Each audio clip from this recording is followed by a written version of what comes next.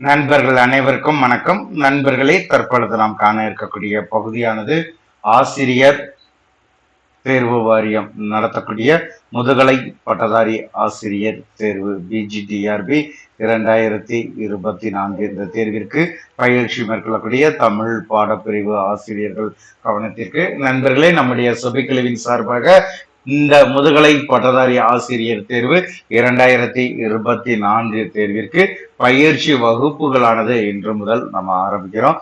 ஒரு நாள் விட்டு ஒரு நாள் இந்த பயிற்சி வகுப்பானது நம்மளுடைய யூடியூப் சேனல்ல இயல் 1ல இருந்து இயல் 11 வரைக்கும் இருக்கக்கூடிய மூல புத்தகங்களினுடைய தொகுப்புகளை வந்து பாத்தீங்கன்னா நம்ம நினைச்ச போறோம் முழுமையாக வச்சு பயிற்சிகள் மேற்கொள்ள போறோம். இந்த வரிசையில் இன்று நாம் காண இருக்கக்கூடிய பகுதியானது யூனிட் 1. இந்த யூனிட் 1ல திராவிட மொழிகள் அகத்தியலிங்கம், அதே மாதிரி திராவிட மொழிகளின் ஒப்பிலக்கணம் கால்டுவெல். ஸோ இவர்களுடைய புக்கை வந்து பார்த்தீங்கன்னா முழுமையாக மெர்ஜ் பண்ணி அதுல இருந்து ஒன்லைன் ஆனது நம்ம எடுத்து இந்த பயிற்சி வகுப்பானது கொடுக்குறோம். இந்த பயிற்சி வகுப்புல இன்று நாம் காண இருக்கக்கூடிய பகுதியானது இந்திய மொழி குடும்பங்கள். ஸோ இந்திய மொழி குடும்பங்கள் என்னென்ன, அதற்கு அடுத்து வரக்கூடிய அந்த மொழி குடும்பங்கள்ல ஒன்னாக இருக்கக்கூடிய திராவிட மொழிகள். ஸோ இந்த அடிப்படையில தான் நம்ம நினைச்ச போறோம் பார்க்க போறோம். அதுல முதல் பாகமாக இந்திய மொழி குடும்பங்கள் பற்றிய தகவல்களை நம்ம முழுமையாக தொகுத்து இந்த வீடியோல பார்க்க போறோம். ஸோ பயிற்சி வகுப்பை பொறுத்த வரைக்கும் முழுமையாக இலவசமாக நம்மளுடைய யூடியூப் சேனல்லே நம்ம என்ன செஞ்சிடும் அந்த பயிற்சி வகுப்பை கொடுத்துறோம். இது போக டெஸ்ட் பேஜ் ஆனது நம்ம நினைச்சிடும் ஸ்டார்ட் பண்றோம். வாரத்துல 2 நாட்கள் உங்களுக்கு புதன்கிழமை ஒரு தேர்வு, ஞாயிற்றுக்கிழமை ஒரு தேர்வுன்னு சொல்லி வாரத்துல 2 நாட்கள் நடைபெறக்கூடிய இந்த தேர்வானது வருகின்ற புதன் நாளை மறுதினம் இந்த தேர்வானது உங்களுக்கு நம்ம நினைச்ச போறோம் ஆரம்பிக்க போறோம். ஆகவே ஒவ்வொரு ஆசிரியர்களுமே டெஸ்ட் பேஜ் தேவைங்கிற பட்சத்துல நமது குழுவை தொடர்பு கொண்டு டெஸ்ட் பேஜ்ல இணைஞ்சிக்கலாம். ஸோ அதே மாதிரி ஸ்டடி மெட்டீரியல் வந்து பாத்தீங்கன்னா மூல புத்தகங்களை தொகுத்து நம்ம என்ன செய்யறோம் ஸ்டடி மெட்டீரியல் கொடுக்குறோம். தேவைங்கிற பட்சத்துல ஸ்டடி மெட்டீரியலை வாங்கிக்கலாம். இது போக பயிற்சி வகுப்பு இலவசமாக யூடியூப்ல கொடுக்குறோம். ஸோ உங்களுக்கு எது தேவையோ முழுமையாக பயன்படுத்தி இந்த முதுகலை பட்டதாரி ஆசிரியர் தேர்விற்கு உங்களை சிறந்த முறையில் தயார் செய்து கொள்ளுங்கள். இந்திய மொழி குடும்பங்கள்ல உலகில் மொழி வளம் மலிந்த நாடுகளுள் ஒன்றாக கருதப்படுவது இந்திய நாடு.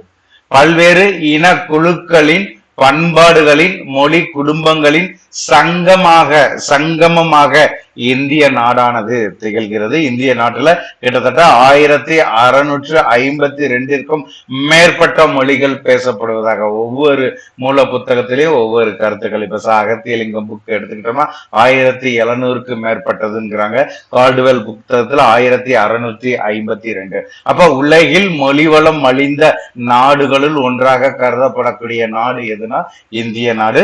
பல்வேறு இனக்குழுக்களின் பண்பாடுகளின் மொழி குடும்பங்களின் சங்கமமாக இந்திய நாடானது திகழ்கிறது. இந்த நாட்டில் 1652 மேற்பட்ட மொழிகளானது பேசப்படுவதாக கணக்கிடப்பட்டுள்ளது. சோ இந்த கணிப்பானது வந்து பாத்தீங்கன்னா நாள்தோறும் மாறி வருவதை நாம் காணலாம். இது வந்து பாத்தீங்கன்னா நிரந்தரமான கணிப்புன்னு கிடையாது. புதிய புதிய மொழிகள் பற்றிய ஆய்வுகள் தொடர்பான ஒவ்வொரு களப்பணியின் பொழுதும் கண்டுபிடிக்கப்பட்டு வரக்கூடிய மொழிகள். இன்றைய நிலையில இந்த எண்ணிக்கை வந்து பாத்தீங்கன்னா மேலும் உயர்வதற்குரிய வாய்ப்புகள் தான் அதிகமாக இருப்பதாக மொழியியல் அறிஞர்கள் நினைச்சுறாங்க கூறுறாங்க. இந்திய மொழி குடும்பங்கள் பற்றிய தகவல்கள்ல நாளுக்கு நாள் தகவலானது மாறிக்கொண்டு வருகிறது.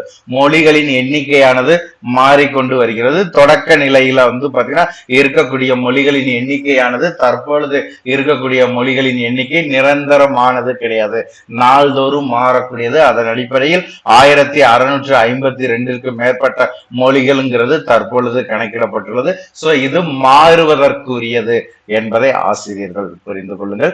இந்திய மொழி குடும்பங்கள். சோ இந்த மொழி குடும்பங்கள்ல பார்க்கும் பொழுது இதுல வந்து பாத்தீங்கன்னா பண்பட்ட மொழிகள் திருந்திய மொழிகள், செவ்வியல் மொழிகள், மக்கள் பேசக்கூடிய மொழிகள், இனியும் பாத்தீங்கன்னா வெளிவராத மொழிகள், பல்வேறு வகைகள்ல பாத்தீங்கன்னா இது நாள்தோறும் பரிமாறக்கொண்டு வரக்கூடிய ஒரு அமைப்பு முறைங்கிறத புரிஞ்சுக்கோங்க.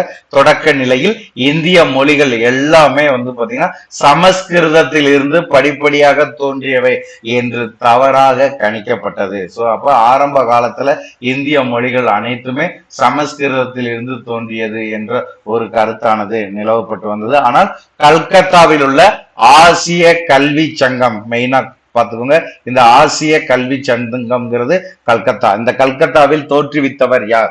Sir William Jones. Sir William Jones என்பவர் கல்கத்தாவில் தோற்றுவித்த ஆசிய கல்வி சங்கம், இந்த சங்கத்தை தோற்றுவித்தவர் இவர் பாத்தீங்கன்னா சமஸ்கிருதம் இந்தோ ஐரோப்பிய மொழி குடும்பத்தோடு தொடர்புடையது என்பதை 1786 நினைச்சாரு நிலைநாட்டுகிறார். சரிங்களா? அப்ப இந்த சமஸ்கிருதம்ங்கிறது எந்த மொழி குடும்பத்தை சார்ந்தது? இந்தோ ஐரோப்பிய மொழி குடும்பத்தை சார்ந்தது என்று 1786 நிலைநாட்டுகிறார். இந்திய மொழிகள்ல சமஸ்கிருதத்திலிருந்து தோன்றியது என்ற கண்ணோட்டமானது தற்பொழுது என்ன செய்யப்படுது? இந்த கண்டுபிடிப்பு, இந்த அறிவிப்பிற்கு பிறகு என்ன செய்யுது? கண்ணோட்டம் மாறத் தொடங்குகிறது. திராவிட இயலின் தந்தை என்று அழைக்கப்படக்கூடியவர் யார்? Doctor Caldwell. தென்னாட்டில் பேசப்படக்கூடிய தமிழ், மலையாளம், தெலுங்கு, கன்னடம் முதலான 9 மொழிகள் சமஸ்கிருதத்திலிருந்து மாறுபட்ட திராவிட மொழி குடும்பம் என்னும் தனி குடும்பத்தை சார்ந்தது என்று இவர் என்ன செய்யறாரு? 1856 நிறுவுகிறார். அப்ப முதல்ல பாத்தீங்கன்னா சமஸ்கிருதத்திலிருந்து தோன்றியது என்று கணிப்பு இருந்த சூழ்நிலையில என்ன செய்யறாரு? இந்தோ ஐரோப்பிய மொழி குடும்பத்தோடு இந்த சமஸ்கிருதம் தொடர்புடையது என்று சர் வில்லியம் ஜோன்ஸ் என்பவர் 1786 நிலைநாட்டுகிறார். அதுக்கடுத்து திராவிட இயலின் தந்தை என்று அழைக்கப்படக்கூடிய கால்டுவெல் தென்னாட்டில் பேசக்கூடிய தமிழ், மலையாளம், தெலுங்கு, கன்னடம் முதலான 9 மொழிகள் சமஸ்கிருதத்தில் இருந்து மாறுபட்டவை. சோ மெயினான பாருங்க, சமஸ்கிருதத்திலிருந்து மாறுபட்டு திராவிட மொழி குடும்பம் என்னும் தனி குடும்பத்தை சார்ந்தது என்று 1856 இவர் என்ன செய்றாரு? நிறுவுகிறார். சோ அப்ப 2 மொழி குடும்பங்களானது அப்ப என்ன செய்யுது? இந்தியாவில் இருக்குது. ஒன்று பாத்தீங்கன்னா டாக்டர் வில்லியம் ஜோன்ஸ் சொல்லிய இந்தோ ஐரோப்பிய மொழி குடும்பம். இரண்டாவது பாத்தீங்கன்னா நம்ம பார்க்கக்கூடிய மொழி குடும்பமானது இந்தோ ஐரோப்பிய மொழி குடும்பம் முதல் மொழி குடும்பம். இரண்டாவது மொழி குடும்பமானது திராவிட மொழி குடும்பம். சோ இந்த இவ்விரு மொழி குடும்பங்கள் இந்தியாவில் இருந்தது. இதை தவிர இனியும் 2 மொழி குடும்பங்களானது என்ன செய்து காணப்படுகிறது. ஒன்று பாத்தீங்கன்னா திபெத்தோ சீன மொழி குடும்பம், ஆஸ்ட்ரிக் அல்லது முண்டா மொழி குடும்பம் என்ற இரு வேறுபட்ட மொழி குடும்பங்களும் இந்திய மொழி குடும்பத்தில் இணைந்தது. அப்ப 4 மொழி குடும்பங்களானது இந்தியாவில் பேசப்படுகிறது. சோ இதை மெயினா தெரிஞ்சுக்கோங்க. 1864 மார்க்ஸ் முல்லர் முண்டாவை தனி மொழி குடும்பமாக கண்டறிந்தார். இந்நிலையில் இந்திய நாட்டில் வேறுபட்ட 4 மொழி குடும்பங்களை சார்ந்த மொழிகள் பேசப்பட்டு வருவதாக கருதப்பட்டு வருகிறது. அப்ப இந்தியாவில் இருக்கக்கூடிய மொழி குடும்பங்கள் என்ன? சார் வில்லியம் ஜோன்ஸ் சொல்லக்கூடிய மொழி குடும்பம் திராவிட மொழி குடும்பம், திபெத்தோ சீன மொழி குடும்பம், ஆஸ்ட்ரிக் அல்லது முண்டா மொழி குடும்பம். சோ இதுல 1864 மார்க்ஸ் முல்லர் இந்த முண்டா என்பதை தனி மொழி குடும்பமாக கண்டறிந்தார். தற்பொழுது அந்தமான் நிக்கோபார் தீவுகளில் உள்ள மொழிகளும் ஒரு தனி மொழி குடும்பமாக கருதப்படுகிறது. வேறு ஒரு மொழி குடும்பம் நெடுங்காலமாக வழக்கில் இருந்து காலப்போக்கில் அழிந்திருக்க வேண்டும் என்ற கூற்றும் நிகழ்கிறது.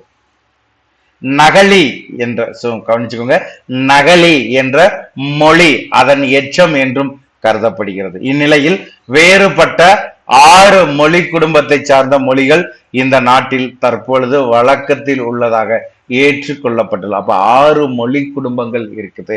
இந்த 6 மொழி குடும்பங்கள் சார்ந்த மொழிகளானது இந்திய நாட்டில் பேசப்பட்டு வருகிறது, தற்பொழுது வழக்கில் உள்ளது என்ற கருத்தானது ஏற்றுக்கொள்ளப்படுகிறது. ஆனா பெரும்பாலும் மொழியியலாளர்கள் பலர் முன்கூறிய 4 மொழி குடும்பங்களே இந்தியாவின் மொழி குடும்பங்கள் என்று ஏற்றுக்கொள்ளப்பட்டுள்ளன.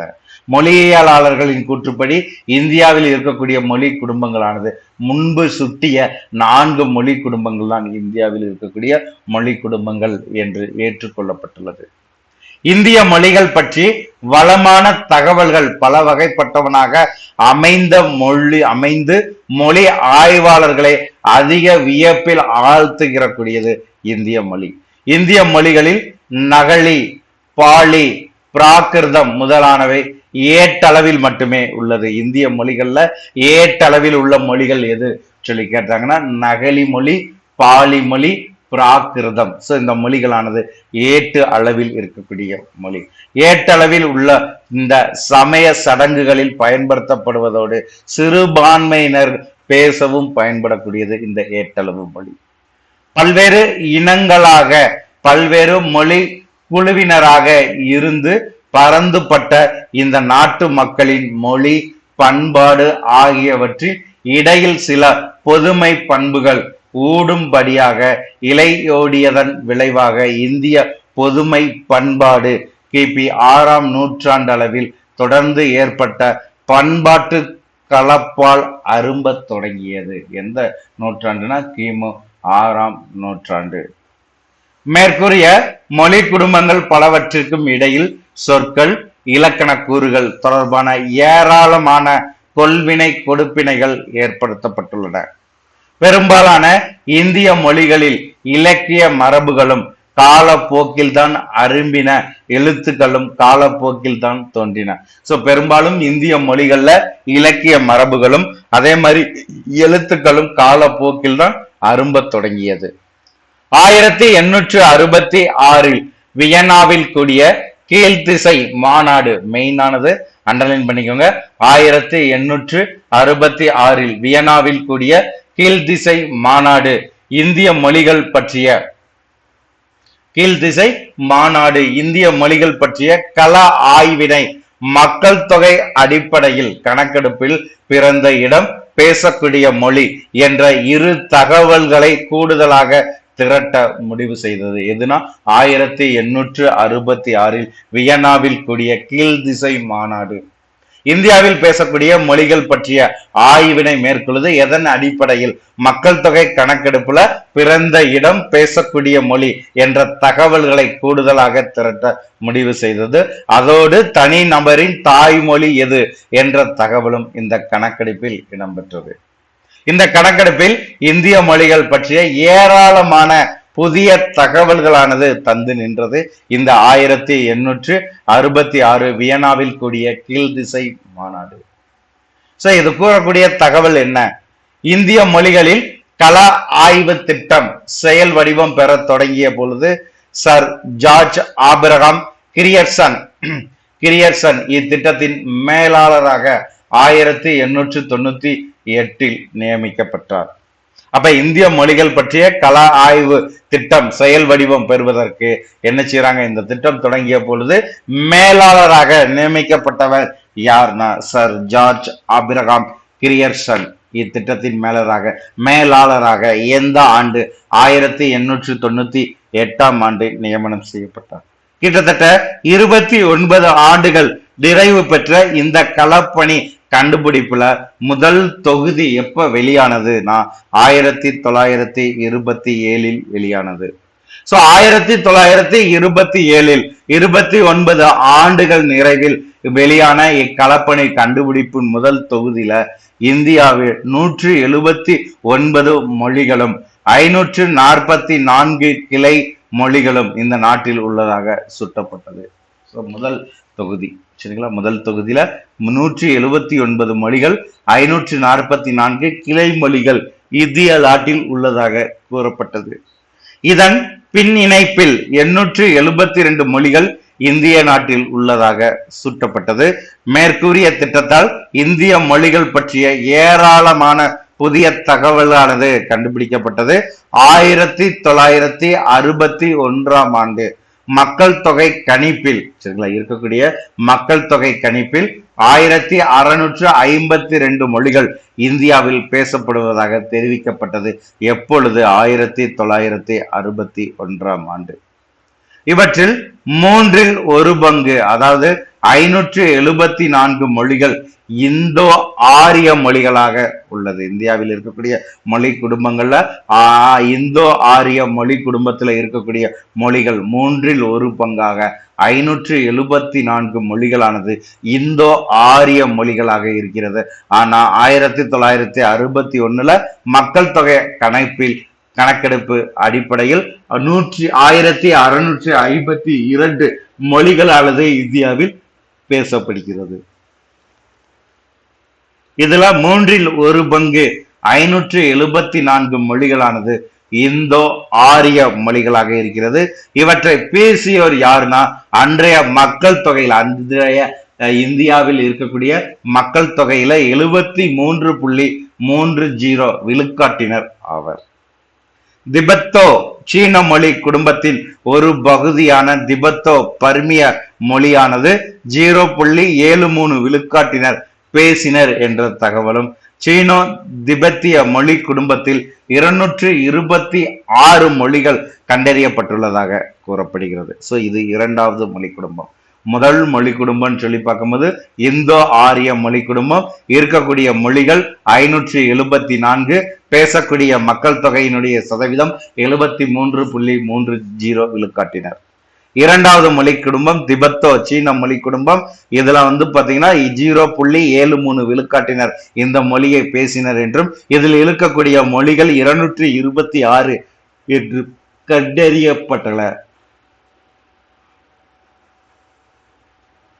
திராவிட மொழி குடும்பம் மூன்றாவதாக இருக்கக்கூடிய மொழி குடும்பம் திராவிட மொழி குடும்பம். இந்த திராவிட மொழி குடும்பத்தில் 153 மொழிகள் உள்ளன என்று இந்த கணக்கெடுப்பானது தெரிவிக்கின்றது.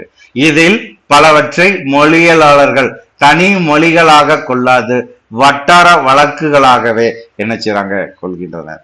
இந்திய மொழி குடும்பத்தில் பேசுவோரை வைத்து மதிப்பிடும் பொழுது திராவிட மொழி குடும்பமானது இரண்டாவது இடத்தை பெற்றிருக்கிறது. ஏன்னா இந்திய மக்கள் தொகையில் 24.47 விழுக்காட்டினர் இந்த திராவிட மொழி குடும்பத்தை சார்ந்தவர்கள், திராவிட மொழிகளை பேசக்கூடியவர்களாக இருக்கின்றனர். மூன்றாவது மொழி குடும்பம் ஆஸ்ட்ரோ ஆசிய மொழி குடும்பம். 65 மொழிகளானது இருக்கிறது. 1961 மக்கள் தொகை கணக்கெடுப்பின்படி இந்த மொழியை பேசுபவர்கள் வெறும் எவ்வளவு என்று சொல்லி பாத்தீங்கன்னா 61,92,495 பேர் என்று தெரிகிறது. அப்ப இவற்றோடு வகை பிரித்தறிய முடியாத 530 மொழிகளும் இருக்கிறது. சோ இந்த 4 மொழி குடும்பத்துல இணைய முடியாத அளவிற்கு பிரிக்க முடியாத மொழிகளாக இருக்கக்கூடியது எத்தனை? 530 மொழிகளானது இருக்கிறது. 1981 மேற்கொள்ளப்பட்ட மக்கள் தொகை கணக்கெடுப்பு இந்திய மொழிகள் பற்றிய பல புதிய வெளிச்சங்களை தருகிறது. இந்த கணக்கெடுப்பு 1981 இந்தியாவில் மேற்கொள்ளப்பட்ட மக்கள் தொகை கணக்கெடுப்பானது இந்திய மொழிகள் பற்றிய பல புதிய வெளிச்சங்களை தந்தது. இந்தி பேசுபவர்களின் எண்ணிக்கை 1971 38 விழுக்காடாக இருந்தது. 1981 42.88 விழுக்காடாக உயர்ந்து இருக்கிறது. 1981 கணக்கெடுப்பின்படி திராவிட மொழிகளில் பேசுபவர்கள் 17.14 விழுக்காடுல, மலையாள மொழி பேசுபவரும் 9.69 விழுக்காடு, தமிழ் மொழி பேசக்கூடிய தமிழர்கள் 6.85 விழுக்காடு, தெலுங்கர்கள் 6 விழுக்காடு, கன்னடர்களும் இந்தி மொழியை கற்று பேசும் திறன் உடையவராக திகழ்ந்தனர் என்பது இந்த கணக்கெடுப்பில் தெரிய வருகிறது. 1981 கணக்கெடுப்பின்படி 6106 பேர் மட்டுமே சமஸ்கிருத மொழியை பேசுகின்றனர். அப்ப சமஸ்கிருத மொழியை பேசுபவர்களின் எண்ணிக்கை 1981 கணக்கெடுப்பின்படி 6106 பேர். சோ இந்த 1981 கணக்கெடுப்பின்படி திராவிட மொழிகள் பாத்தீங்கன்னா 17.14 விழுக்காடு. இதுல மலையாள மொழி 9.69 விழுக்காடு, தமிழ் 6.85 விழுக்காடு, தெலுங்கர்கள் 6 விழுக்காடு, கன்னடர்களும் இந்தி மொழியை கற்றுக்கொள்ள திறனுடையவர்களாக இருந்தனர் என்பது இந்த கணக்கெடுப்பு தரக்கூடிய புதிய விஷயங்கள். பீகாரில் 1745 பேரும், உத்தரப்பிரதேசத்தில் 1166 பேரும், கர்நாடகாவில் 882 பேரும், மகாராஷ்டிராவில் 599 பேரும் இதனை பேசுகின்றனர். பிறர் இந்தி, மராட்டி, கன்னடம் ஆகிய மொழிகளோடு சமஸ்கிருதத்தையும் நினைச்சுறாங்க பேசுறாங்க. அப்ப இந்த 6106 பேர் சமஸ்கிருதம் பேசுறேன்னு சொன்னாங்க இல்லையா, இவங்க பீகார்ல எவ்வளவு இருக்கிறாங்க? 1745 பேர், உத்தரப்பிரதேசத்துல 1166 பேர், கர்நாடகாவில் 882 பேர், மகாராஷ்டிராவில் 599 பேர் பேசுறாங்க. இது போக இந்தி, மராட்டி, கன்னட மொழிகளோடு சமஸ்கிருதத்தையும் சில பேர் நினைச்சுறாங்க பேசுறாங்க. இவர்கள் எவ்வாறு அழைக்கப்படுகின்றனர்னா இருமொழி வழக்கினர் என்று அழைக்கப்படுகின்றனர். அப்ப மொழி பேசுபவர்களின் எண்ணிக்கையை அடித்தளமாக கொண்டு இந்திய நாட்டின் மொழி குடும்பங்களானது 4 வகைகளாக இருக்கிறது. ஒன்று ஆரியன் அல்லது இந்தோ ஐரோப்பிய மொழி குடும்பம், இரண்டாவது திராவிட மொழி குடும்பம், மூன்றாவது முண்டோ அல்லது கோல் அல்லது ஆஸ்ட்ரோ ஆசிய மொழி குடும்பம், நான்காவது சீனோ திபெத்திய மொழி குடும்பம் என்று 4 மொழி குடும்பம் இருக்குது. எதனை அடிப்படையாக வைத்து சொல்லி பார்க்கும் பொழுது பேசுபவர்களின் எண்ணிக்கையை அடித்தளமாக கொண்டு இந்திய மொழி குடும்ப ஆய்வில் திராவிட மொழிகள் பற்றிய கால்டுவெல் மேற்கொண்ட ஆய்வு மிக சிறப்பு வாய்ந்தது. இந்திய மொழி குடும்பம் பற்றிய ஆய்வில் திராவிட மொழிகள் பற்றிய கால்டுவெல் மேற்கொண்ட ஆய்வுதான் மிகவும் சிறப்பு வாய்ந்ததாக கூறப்படுகிறது. கால்டுவெல்லை தொடர்ந்து ஜான் பீம்ஸ் என்பவர் இந்தியாவில் தற்கால ஆரிய மொழிகளின் ஒப்பிலக்கணம் என்ற நூலில் 3 தொகுதிகளை எப்ப வெளியிடுகிறார்னா 1872, 1875, 1879 ஆண்டுகளில் வெளியிட்டார்.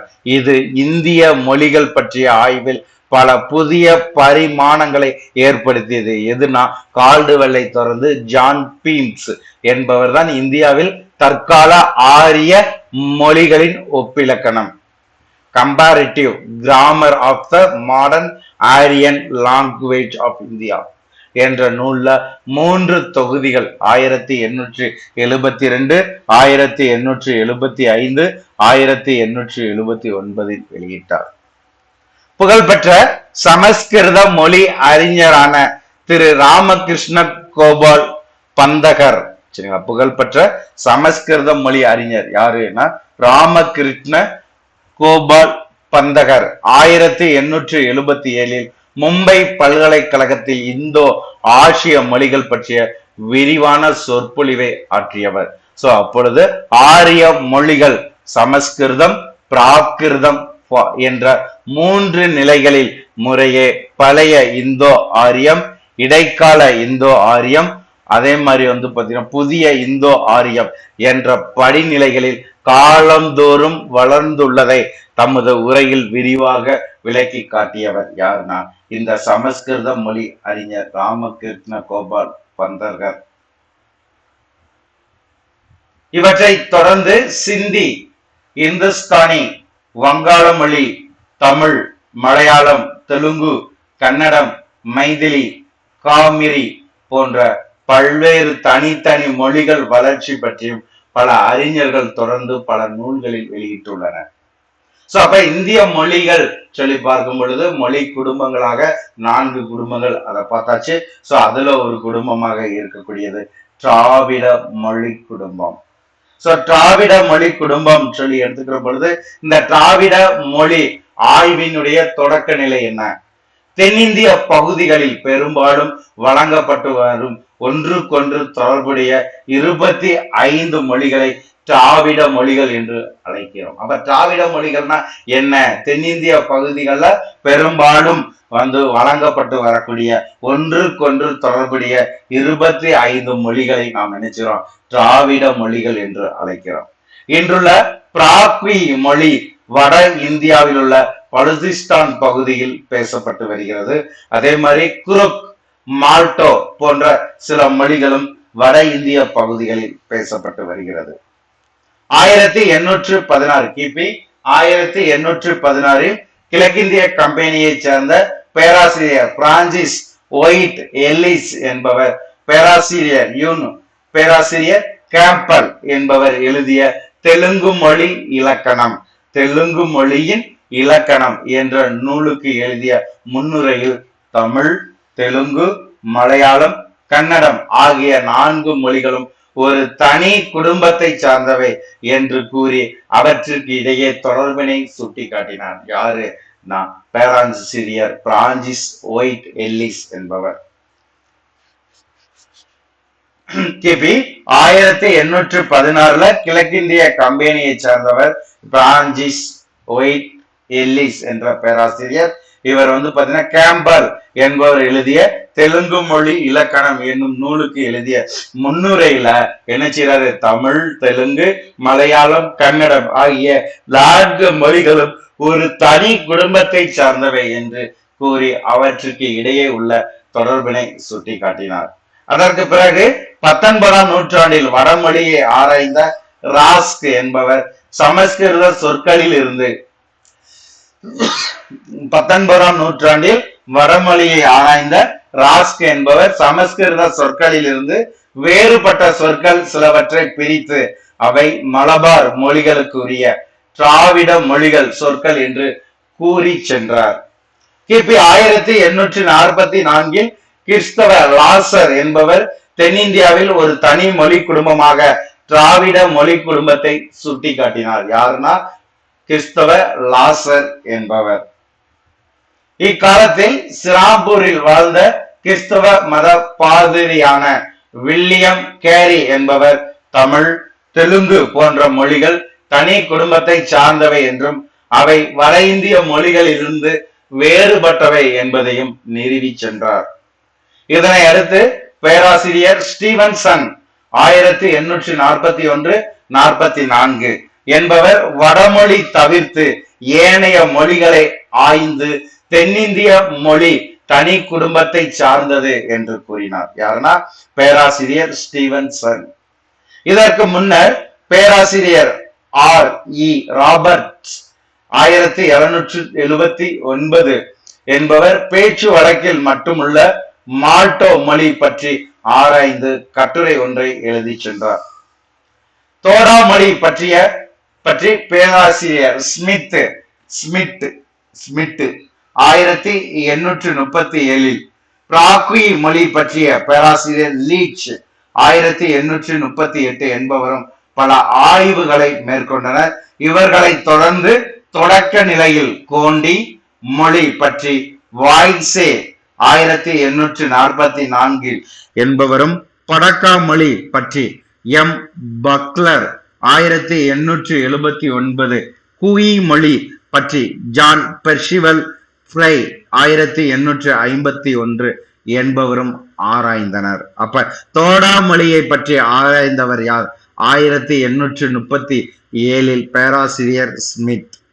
பிராக்வி மொழியை பற்றி ஆய்வு செய்தவர் பேராசிரியர் லிச் 1838. கோண்டி மொழி பற்றி ஆய்வு செய்தவர் வாய்ஸே என்பவர் 1844. படக்கா மொழி பற்றி எம் பக்லர் 1879. குயி மொழி பற்றி ஆய்வு மேற்கொண்டவர் ஜான் பெர்சிவல் பிரை 1851. இந்நிலையில் H.P. ஹாட்சன் என்பவர் 1848 1856 ஆகிய ஆண்டுகளில் நடு இந்தியாவிலும் இமயமலை பகுதிகளிலும் தென்னிந்திய பகுதிகளிலும் உள்ள பழங்குடி மக்களின் சொற்கள் பலவற்றை எடுத்துக்காட்டி அவை தென்னிந்தியாவில் உள்ள மொழிகளின் இனத்தவை என்று சுட்டிக்காட்டினார். யாருன்னா H.P. ஹாட்சன் என்பவர் 1848 1856 ஆகிய ஆண்டுகள்ல நடு இந்தியாவிலும் இமயமலை பகுதிகளிலும் தென்னிந்திய பகுதிகளில் உள்ள பழங்குடி மக்களின் சொற்கள் பலவற்றை எடுத்துக்காட்டி அவை தென்னிந்தியாவில் உள்ள மொழிகளின் இனத்தவை என்று சுட்டிக்காட்டினார். அதோடு பேராசிரியர் மார்க்ஸ் முல்லர் என்பவர் மொழிநூல் பேரறிஞர். இவர் தென்னிந்திய மொழிகளை நிதமொழிகள் என்று பெயரிட்டு அவை வடமொழியிலிருந்து மாறுபட்டவை என்பதை சுட்டிக்காட்டினார். அப்ப தென்னிந்திய மொழிகளை நிதமொழிகள் என்று பெயரிட்டவர் யார்? அவை வடமொழியிலிருந்து மாறுபட்டவை என்பதை சுட்டிக்காட்டியவர் மொழிநூல் பேரறிஞர் பேராசிரியர் மார்க்ஸ் முல்லர். அப்ப திராவிட மொழிகள் எது எது? சோ அதனுடைய உட்பிரிவு என்ன?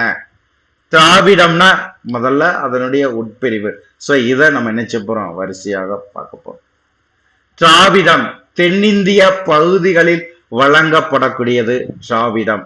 ஒன்றுக்கொன்று தொடர்புடைய திராவிட மொழிகள் இலக்கண வகையால் ஒரு தனிப்பட்ட பொது அமைப்பினையும் வழங்கும் இடத்தில் ஒரு நெருக்கத்தினையும் கொண்டுள்ளது.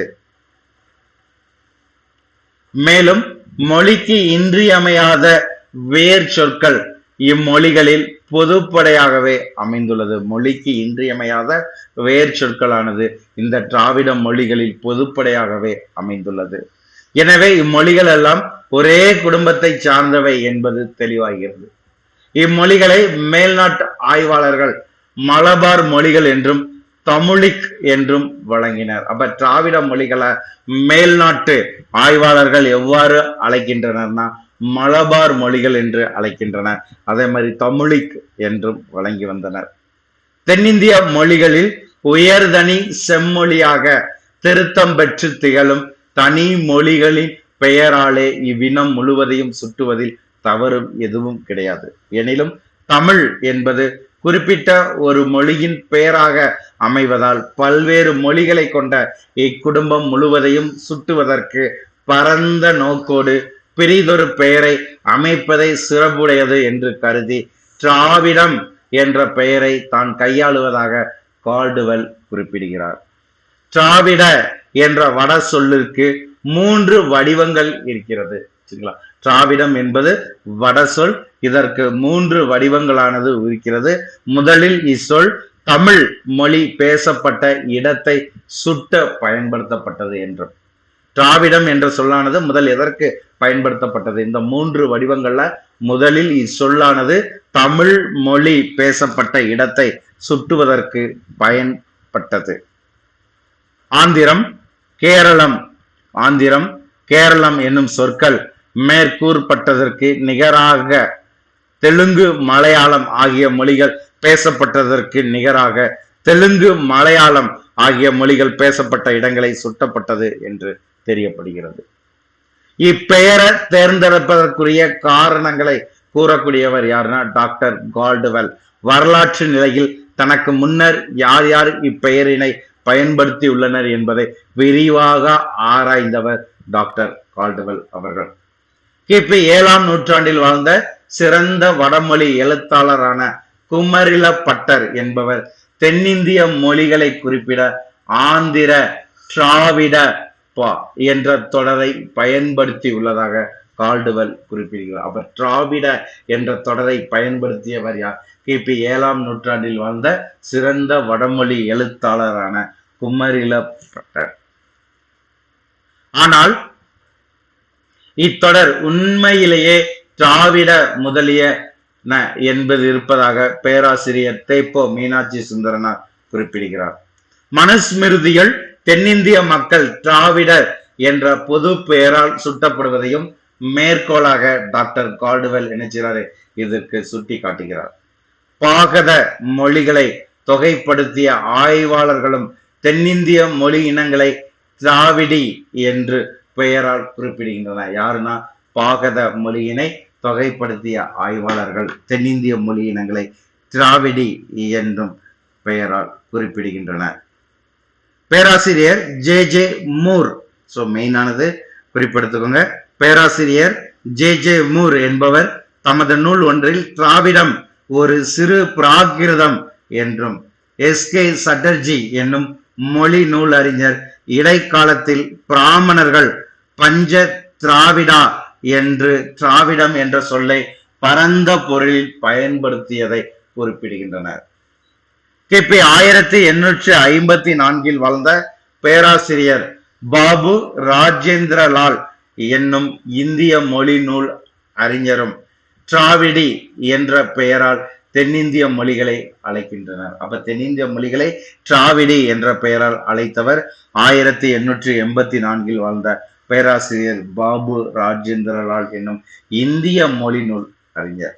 மேலும் ரவீந்திரநாத் தாகூர் எழுதிய நாட்டு பாடலிலும் திராவிடம் என்ற சொல் பரந்த நிலையிலேயே ஆளப்படுகிறது. இவற்றை எல்லாம் நோக்கும் பொழுது டாக்டர் கால்டுவெல் கருதுவதை போன்று பல்வேறு காலத்தில் வாழ்ந்த அறிஞர்கள் தென்னிந்திய மொழி இனங்களையும் மக்களையும் சுட்டுவதற்கு திராவிடம் என்ற சொல்லை கையாண்டுள்ளமை தெளிவு பெறுகிறது. அப்ப இந்த திராவிட மொழிகளும் அவை வழங்கும் இடங்கள் எவை என்பதை நம்ம அடுத்து என்ன செய்யணும் தெரிந்து கொள்ள வேண்டும். டாக்டர் கால்டுவெல் எழுதிய 1856 திராவிட மொழிகளின் ஒப்பிலக்கணம் என்ற தனது நூலை எழுதினார். அப்ப டாக்டர் கால்டுவெல் திராவிட மொழிகளின் ஒப்பிலக்கணம் என்ற நூலை எழுதி வெளியிட்ட ஆண்டு 1856. அதில் அவர் தமிழ், தெலுங்கு, கன்னடம், மலையாளம், துளு, குடகு ஆகிய 6 மொழிகளை திருந்திய மொழிகள் என்றும், சரிங்களா, தன்னுடைய கால்டுவெல் தன்னுடைய திராவிட மொழிகளின் ஒப்பிலக்கணம் என்ற நூல்ல என்ன செய்யறாரு, தமிழ் நூல், தமிழ், தெலுங்கு, மலையாளம், கன்னடம், துளு, குடகு ஆகிய 6 மொழிகளை திருந்திய மொழிகள் என்றும், துதம், கோதம், கோண்ட், கூ, ராஜ்மகால், ஓரியன் ஆகிய 6 மொழிகளையும் திருந்தாத மொழிகள் என்றும் பிரித்து ஆய்வு செய்தார். அப்ப திருந்திய மொழிகள், திருந்தாத மொழிகள் என்று பிரித்து ஆய்வு செய்தவர் யார்? Doctor Caldwell. எதுல? தன்னுடைய திராவிட மொழிகளின் ஒப்பிலக்கணம் என்ற நூலில் 1856 வெளியிட்ட நூலில் தெளிவுபடுத்துகிறார். அப்ப திருந்திய மொழி எது? 6, திருந்தாத மொழி எது? 6. அதை பார்த்துக்கோங்க. அவருக்கு பின் பாத்தீங்கன்னா பர்ஜி, நாயக்கி போன்ற மொழிகள் திராவிட மொழியை சார்ந்தது என்று கண்டறியப்பட்டது. அப்ப கால்டுவெல்லுக்கு பின்பு கண்டறியப்பட்டது எதுனா என்ன மொழிகள் சொல்லி பார்த்தீங்கன்னா பர்ஜி, நாயக்கி. இந்நிலையில் அவற்றை திருந்திய மொழிகள், திருந்தாத மொழிகள் என்று பிரிப்பதை விட அம்மொழி வழங்கும் இடத்தை கொண்டு பெயரிடலாம் என்று கருதி சில ஆய்வாளர்கள் திராவிட மொழிகளை தென் திராவிட மொழிகள், நடு திராவிட மொழிகள், வட திராவிட மொழிகள் என்று வகைப்படுத்தினார். அப்ப கால்டுவெல் என்பவர் திருந்திய மொழி, திருந்தாத மொழி என்று பிரித்து வகைப்படுத்துறாரு. அவருக்கு பின்பு வந்தவர்கள் பர்ஜி, நாயக்கி போன்ற மொழிகளை திராவிட மொழியை சார்ந்தது என்பதை கண்டறிகின்றன. அப்ப இந்த பர்ஜி, நாயக்கி ஆகிய மொழிகளை திருந்திய மொழி, திருந்தாத மொழி என்று பிரிப்பதை விட அது வழங்கக்கூடிய இடத்தை வைத்து பெயரிடலாம் என்று 3 வகையாக பிரிக்கின்றன. தென் திராவிட மொழிகள், வட திராவிட மொழிகள், நடு திராவிட மொழிகள் என்று 3 திராவிட மொழிகளானது பிரிக்கப்படுகிறது. அப்ப இந்த திராவிட மொழிகளும் அவை வழங்கக்கூடிய இடங்கள் என்ன? ஃபர்ஸ்ட் தென் திராவிட மொழிகள். தென் திராவிட மொழிகள் சொல்லி பார்க்கும்போது முதல் மொழியானது தமிழ் மொழி. தமிழ், தமிழ்நாடு. மலையாளம், கேரளம். கன்னடம், கர்நாடகம். துளு, கர்நாடகத்தில் சந்திரகிரி, கல்யாணபுரி ஆகிய 2 ஆறுகளுக்கு இடைப்பட்ட பகுதி துளு. குடகு, இத கொடகுன்னு சொல்லுவாங்க, மைசூருக்கு மேற்கிலும் வட மலபார், தென் கர்நாடகத்திற்கு கிழக்கிலும் உள்ள மேற்கு தொடர்ச்சி மலை பகுதி. கோடா, தோடா, படகா, சோ இது நீலகிரி. அப்ப பாத்தீங்கன்னா முதல்ல 8 மொழிகளானது தென் திராவிட மொழிகள். சோ இது வழங்கக்கூடிய இடத்தை பார்த்தாச்சு. இரண்டாவது நடு திராவிட மொழிகள். சோ இதுல பாத்தீங்கன்னா 11 மொழிகள் இருக்குது. முதல்ல தெலுங்கு, ஆந்திர பிரதேசம். கோண்டி, கோண்டுவானம், நடு இந்திய காடுகள். கோண்டா, ஆந்திரத்தின் மேற்கு எல்லை பகுதி. குவி, கோந்த், குர்க். கோண்டுவானம், ஒரிசா குன்று பகுதிகள். குயி ஒரிசா கோராபுத் மாவட்டம். கோலமி மத்திய பிரதேசம். நாயக்கி மத்திய பிரதேசம் மகாராஷ்டிரம். பர்ஜி மத்திய பிரதேசம் மகாராஷ்டிரம். அதே மாதிரி கடப்பா ஒரிசா மத்திய பிரதேசத்தின் சில பகுதி. பெங்கோ ஆந்திரத்தின் வடபகுதி. மண்டா இல்லது மாண்டோ ஆந்திரத்தின் வடபகுதி. சோ இது ஃபுல்லாமே இந்த மொழி குடும்பத்தை சேர்ந்தது. அடுத்து வட திராவிட மொழிகள். சோ மூன்றாவது பிரிவானது வட திராவிட மொழிகள். குருக் பீகார், அஸ்ஸாம், வங்காளம். ஓரியன், சரி அந்த குருக்குங்கிறது ஓரியன், மத்திய ஓரவன் பிரதேசம். அதே மாதிரி சோட்டா நாக்புரி. மால்டோ பீகார், மேற்கு வங்காளம். ராஜ்மகால் வங்காளத்தில் உள்ள ராஜ்மகால் மாலர் மலைப்பகுதி. பிராக்வி பலுசிஸ்தானத்தில் கேரளட் மாகாணத்தில் உள்ள மலைப்பகுதி. சோ இது வட திராவிட மொழிகள். அப்ப தென் திராவிட மொழிகள், நடு திராவிட மொழிகள், வட திராவிட மொழிகள் என்று தென்னிந்தியாவின் மொழிகள். ஸோ இதை பாத்தீங்கன்னா நீங்க நினைச்சுக்கோங்க, இந்த திராவிட மொழிகளை மெயினா ஃபாலோ பண்ணிக்கோங்க. ஸோ அடுத்து இந்த மொழிகள் பேசக்கூடிய மக்கள், அவர்களுடைய வரலாறு. ஸோ இதை பாத்தீங்கன்னா அடுத்து நம்ம என்ன செய்யணும், பார்க்க வேண்டியது இருக்கும். ஸோ அப்ப இந்த மக்கள்களும் அவர்களின் மொழியும். இந்தியாவில் உள்ள 4 மொழி குடும்பங்களில் திராவிடம் மொழி குடும்பம் மிகவும் தொன்மை வாய்ந்தது. இந்தியாவில் இருக்கக்கூடிய 4 மொழி குடும்பம் எதுங்கிறத நம்ம பார்த்தாச்சு. ஸோ இந்த 4 மொழி குடும்பங்கள்ல பாத்தீங்கன்னா திராவிட மொழி குடும்பம் என்பது மிகவும் தொன்மை வாய்ந்தது. மொஹஞ்சதாரோ ஹரப்பா நகரங்களை ஏற்படுத்தி சிந்து பஞ்சாப் பள்ளத்தாக்கில் நாகரிகத்தோடு வாழ்ந்தவர்கள் திராவிடர்கள் என்பதையும், ஆரியர்கள் வருகையால் தென்னிந்தியா பகுதிகளில் இவர்கள் துரத்தடிக்கப்பட்டனர் என்பதும் வரலாற்று அறிஞர்கள் சொல்லக்கூடியது. பலுசிஸ்தானத்தில் பேசப்படும் பிராக்வி மொழி திராவிடர்கள் ஒரு காலத்தில் இந்தியா முழுவதும் பரவி இருந்தனர் என்ற உண்மையை பறைசாற்றுகிறது. எங்கு பேசக்கூடிய மொழினா பலுசிஸ்தானத்தில் பேசக்கூடிய பிராக்வி மொழி. திராவிடர்கள் ஒரு காலத்தில் இந்தியா முழுவதும் பரவி இருந்தனர் என்ற உண்மையை பறைசாற்றுகிறது என்று கூறக்கூடியவர் மொழி அறிஞர் பேராசிரியர் எஸ்.கே. சட்டர்ஜி. சிந்து கங்கை பகுதிகளில் திராவிட மொழிகள் பேசப்பட்டு வந்ததை ஹீராஸ் பாதிரியாரும் ஒப்புக்கொள்கிறார். தொடர் அமைப்பினை போன்று ஒளியன் நிலையிலும் இருவிரு குடும்பங்களை சார்ந்த மொழிகளுக்கு இடையே ஒற்றுமை கூறுகள் பல உள்ளன. சான்றாக திராவிட மொழி இனத்தை சார்ந்த பிராக்வி மொழியில் காணப்படக்கூடிய ஏகர ஓகர உயிர் ஒளியன்களின் இழப்பினை இந்தோ ஆரிய மொழிகளிலும் காணலாம். அவ்வாறே இந்தோ ஆரிய மொழிகளில் உள்ளது போன்ற மூக்கின உயிர் ஒளியன்களையும் சந்திய கரத்தினையும் பிராக்வி குரு போன்ற திராவிட மொழிகளில் சந்திக்கின்றோம். இந்தோ ஆரிய மொழிகளை பின்பற்றி தற்கால திராவிட மொழிகள் பலவற்றிலும் உயிர்ப்பு ஒளிகள் தோற்றம் பெறுவதும் மேற்கூறிய உறவு நிலைக்கு சான்றாக அமையக்கூடியது. இந்தோ ஆரிய மொழிகளை பின்பற்றி பழைய திராவிட மொழிகளில் இல்லாத கூட்டுத்தொடர்கள் தற்கால திராவிட மொழிகளை பொறுத்தவரையில் சொற்களின் நிலையில்தான் பெரும் அளவிற்கு காட்சி தருகிறது. சில திராவிட மொழிகளில் 70% விழுக்காடு வரை இந்தோ ஐரோப்பிய மொழிகளின் சொற்களானது காணப்படுகிறது. சில திராவிட மொழிகளில் 70% விழுக்காடானது இந்தோ ஐரோப்பிய மொழி சொற்களானது காணப்படுகிறது. திராவிட மொழிகள் உரளிய மொழி குடும்பத்தோடு நெருங்கிய உறவு கொண்டுள்ளது என்பதை டாக்டர் கால்டுவெல் போன்ற ஒப்பியல் மொழி நூல் அறிஞர்கள் சுட்டிக்காட்டுகின்றனர். இவ்விரு மொழி குடும்பங்களுக்கு இடையில் காண கிடைக்கும் பொதுவான சொற்கள் பலவற்றை அடிப்படையாக கொண்டு ஆய்ந்து டாக்டர் கால்டுவெல் திராவிட மொழிகள் மங்கோலிய மொழிகளோடு உறவுடையன என்று விளக்கினார். இத்துறையில் தொடர்ந்து ஆய்வு நிகழ்த்திய அறிஞர்களால் கால்டுவெல்லின் கருத்துக்களை உறுதியாக நிலைநாட்டவோ முற்றிலும் மறுக்கவோ இயலவில்லை என்பது குறிப்பிடத்தக்கது. இத்துறையில் ஆய்வு நிகழ்த்திய F.O. கிரேடர் என்பவரும் இவ்விரு மொழி குடும்பங்களுக்கு இடையே உள்ள தொடர்பு வரலாற்றுக்கு முற்பட்ட காலத்தில் இவ்விரு மொழி குடும்பங்களையும் பேசிய மக்கள் நெருங்கி வாழ்ந்த உண்மை நிலைக்கு சான்று பகர்வதாக அமைகிறது என்றுதான் கூறுகிறார்.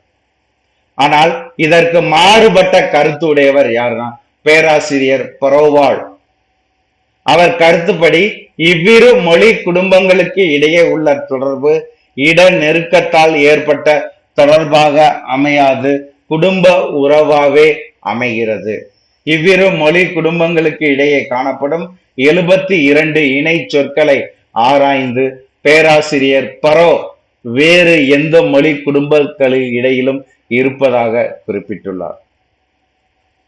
கால இடைநிலைகளை பொறுத்த வரையில் இவ்விரு மொழி குடும்பங்களுக்கு இடையில் நெருங்கிய உறவுகளானது உள்ளது. சான்றாக திராவிட மொழிகளில் இடம்பெறும் இறந்த கால இடைநிலையான இத் உறுப்பினை கங்கேரிய மொழிகளில் காண்கிறோம். பெர்மியன் தவிர்ந்த ஏனைய அனைத்து உராலிய மொழிகளிலும் இறந்த கால அல்லாதன என்ற இரு பிரிவே உள்ளன. தென் திராவிட மொழிகளில் காண கிடைக்கும் எதிர்கால இடைநிலையான வகரத்திற்கு நிகரான இடைநிலையினை உக்குரிய மொழிகளிலும் காணலாம். புராதன உராலிய மொழிகளில் திராவிட மொழிகளில் உள்ளது போன்ற உருபுகளை 2ஆம் வேற்றுமை, 4ஆம் வேற்றுமை, 6ஆம் வேற்றுமை ஆகியவற்றில் காண முடிகிறது. திராவிட மொழிகள் மத்திய தரைக்கடல் பகுதியில் உள்ள பல மொழிகளோடு திராவிட மக்கள் நிலநட நடு கடற்பகுதி மக்களோடு பல நிலைகளில் நெருங்கிய உறவு கொண்டுள்ளனர் என்பதை டாக்டர் ஜேம்ஸ் கார்னல் முதலிய மானிடவியல் அறிஞர்கள் விளக்கி சொல்கின்றனர். இக்கருத்தை பேராசிரியர் ரிச்சர்ட் என்பவரும் தான் எழுதிய கட்டுரையில் விளக்கியுள்ளார். திராவிட மக்களை பற்றிய விரிவான ஆய்வினை மேற்கொண்ட மானிடவியல் பேராசிரியர் யாருன்னா டாக்டர் ஜார்ஜ் ஆலிவர். திராவிட மக்களை பற்றி விரிவான ஆய்வினை மேற்கொண்ட மானிடவியல் பேராசிரியர் டாக்டர் ஜார்ஜ் ஆலிவர் சிந்துவெளி நாகரிகத்தின் தோற்றத்திற்கு அடிப்படை காரணமாக இருந்தவர்கள் திராவிட மக்களே என்று தெளிவுபடுத்துகிறார். பண்டைய கிரேக்க மக்கள் பொதுவாக திராவிட மக்களையே பண்டைய கிரேக்க மக்கள் பொதுவாக திராவிட மக்களையே திராவிடர் என்ற பெயரால் சுட்டினர். திராவிட மக்கள் பேசிய மொழிகளின் தாக்கத்தை ஆரிய மொழிகளில் காண முடிகிறது. திராவிட மக்கள் பேசிய மொழிகளின் தாக்கத்தை எங்கு காண முடிகிறதுனா ஆரிய மொழிகளில் காண முடிகிறது. ஆரிய தாக்கத்தால் வளை நா ஒலிகள் திராவிட மொழிகளின் தாக்கத்தால் ஏற்பட்டதாக பேராசிரியர் எஸ்.கே. சட்டர்ஜி கருதுகிறார். ஆரிய தாக்கத்தால் வளைனா ஒலிகள் திராவிட மொழிகளின் தாக்கத்தால் ஏற்பட்டதாக பேராசிரியர் எஸ்.கே. சாட்டர்ஜி கருதுகிறார். இத்துறை பேராசிரியர் பர்ரோ போன்ற மேல்நாட்டு அறிஞர்களும் பல ஆய்வுகளை நிகழ்த்தியுள்ளனர். திராவிட மொழிகள் ஆசிய மொழிகளான கொரிய மொழி, ஜப்பானிய மொழி ஆகியவற்றோடு கொண்டுள்ள உறவு அறிஞர் பலரால் விரிவாக ஆய்வு செய்யப்பட்டுள்ளது. பேராசிரியர் H.P. ஹியூபர் என்பவர் தாம் எழுதிய கொரிய மொழி திராவிட ஒப்பாய்வு, மெயினானது அண்டர்லைன் பண்ணிக்கோங்க. பேராசிரியர் H.P. ஹியூபர் என்பவர் தாம் எழுதிய கொரிய மொழி திராவிட ஒப்பாய்வு என்ற நூலில் கொரிய மொழியில் திராவிட மொழிகளின் பாதிப்பு, குறிப்பாக தமிழ் மொழியின் தாக்குறவு அதிகமாக காணப்படுவதாக சுட்டி காட்டுகிறார். டாக்டர் சுசுமோ ஓனோ என்னும் ஜப்பானிய மொழிநூல் வல்லுனர் திராவிட மொழிகளுள் தலைமை இடத்தை பெறும் தமிழ் மொழிக்கும் ஜப்பானிய மொழிக்கும் மூல மொழி தமிழே என்று முடிவு செய்கிறார். தமிழ் மொழிக்கும் ஜப்பானிய மொழிக்கும் ஒலி நிலையில் ஏற்பட்ட தொடர்புகளை தமிழ் ஜப்பானிய ஒலி ஒற்றுமைகள் என்ற தனி நூலாக 1980 இவர் என்ன செய்கிறார், வெளியிடுகிறார். sound correspondence between Tamil and Japanese என்று தனி நூலாக என்ன செய்றாரு 1980 வெளியிட்டார். தமிழர்களுக்கும் ஜப்பானியர்களுக்கும் இடையே பண்பாட்டு நிலைகளை காண கிடைக்கும் உறவுகளை ஜப்பானியர் தமிழர் உலக பார்வையும் சடங்குகளும் என்ற தலைப்பில் தனி நூலாக 1985 வெளியிட்டார். இவை தொடர்பாக மேலும் பல அரிய ஆய்வுகள் ஜப்பான் நாட்டில் நடந்து வருவதாகவும் குறிப்பிடப்படுகிறது. இன்றைய நிலையில் திராவிட மொழி குடும்பம் உலக மொழி குடும்ப வரிசையில் 6வது அல்லது 7வது இடத்தை பெறுகிறது. மிக முக்கியமானது, அப்படியே அண்டர்லைன் பண்ணிக்கோங்க. இன்றைய நிலையில் திராவிட மொழி குடும்பம் என்பது உலக மொழி குடும்ப வரிசையில் 6வது அல்லது 7வது இடத்தை பெறுகிறது. 1961ஆம் ஆண்டு எடுக்கப்பட்ட மக்கள் தொகை கணிப்பின்படி இந்திய மக்களில் 28 அல்லது 29 விழுக்காட்டினர் இந்த திராவிட மொழிகளை பேசுகின்றனர் என்பது தெரிகிறது. இந்த நிலையில் வழங்கும் 4 மொழி குடும்பங்களுள் இது ஒன்றே முழுமையான இந்திய நாட்டு மொழி குடும்பமாக கருதப்படக்கூடிய நிலையினை உடையது என்பது குறிப்பிடப்படுகிறது. இந்திய நாட்டில் 4 மொழி குடும்பங்கள் இருந்தாலும் இந்திய நாட்டில் வழங்கக்கூடிய 4 மொழி குடும்பங்கள்ல திராவிட மொழிகள் தான் முழுமையான இந்திய நாட்டு மொழி குடும்பமாக கருதப்படக்கூடிய நிலையானது உருவாகிறது என்பது மேல்கூறிய ஆதாரங்கள் ஆய்வுகளானது புலப்படுத்தப்படுகிறது. அப்ப இந்த திராவிட மொழிகள் இந்திய நாட்டின் மொழிகள் என்பது புலப்படுது. இந்த திராவிட மொழிகளின் சிறப்பு இயல்புகள் என்ன?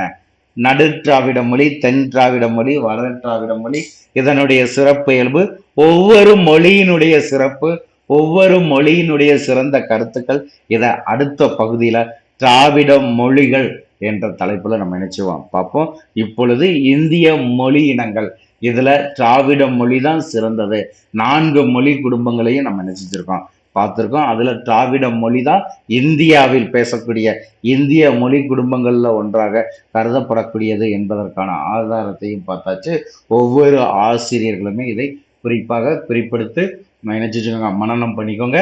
ஸோ அடுத்து திராவிட மொழி குடும்பம் இப்போ ஒவ்வொன்றாக யூனிட் 1 முடிச்சோன்னு இதுல இருந்து ஒரு மாதிரி தேர்வு கொடுத்துருவோம்.